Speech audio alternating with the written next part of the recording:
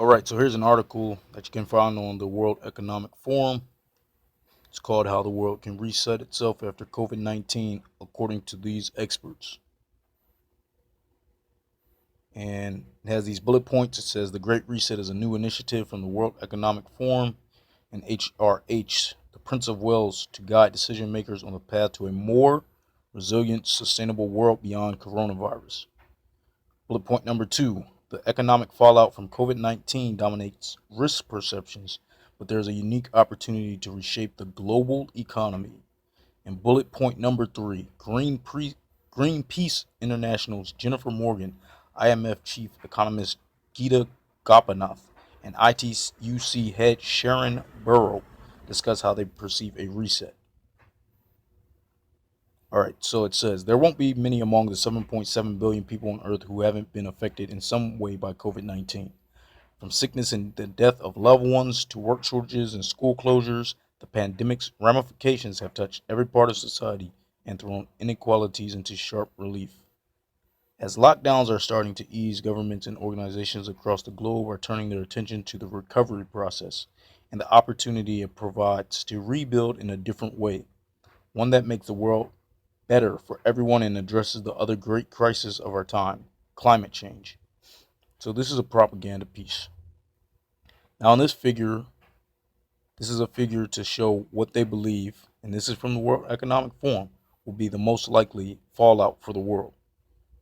So, at the top of the list is a prolonged recession of the global economy.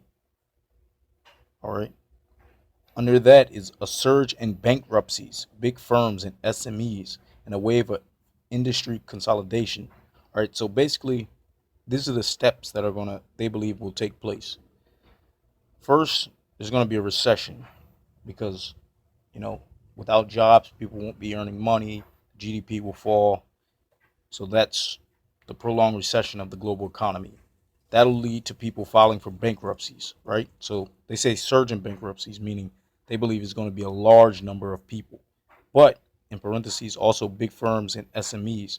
And they think there's going to be a consolidation of different industries. So tightening who participates in the business of those industries.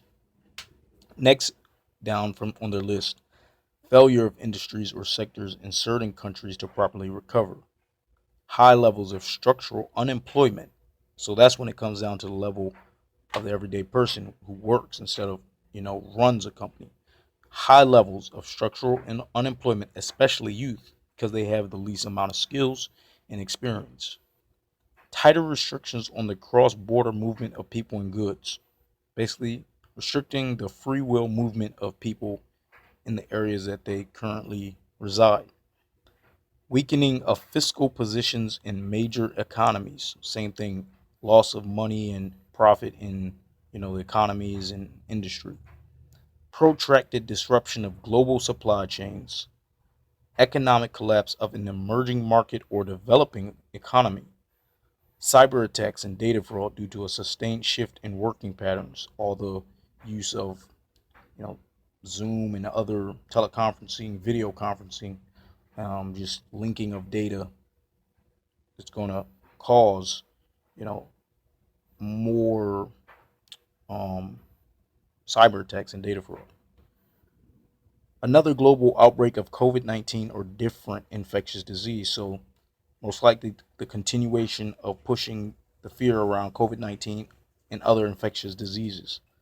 Additional unemployment from accelerated workforce automation, basically, technology taking over jobs that were previously held. Exploitation of COVID 19 crisis for geopolitical advantage. So basically, gaining power in certain parts of the world using the exploitation of COVID 19. And this is from the World Economic Forum themselves. Governmental retention of emerging emergency powers and or erosion of civil liberties is right there. It's right there on their page. It's called the Jobs Reset Summit, or this is called the How the World Can Reset Itself After COVID 19, according to these experts.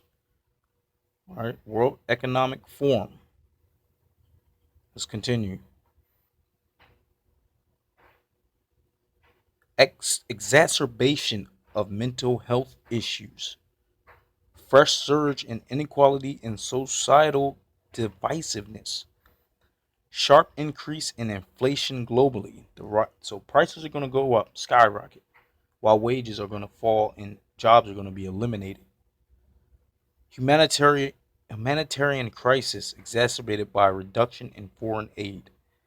Anger with political leaders and distrust of government, and higher risk of failing to invest enough in climate resilience and adaptation. So these are their predictions. You can check it out on their page.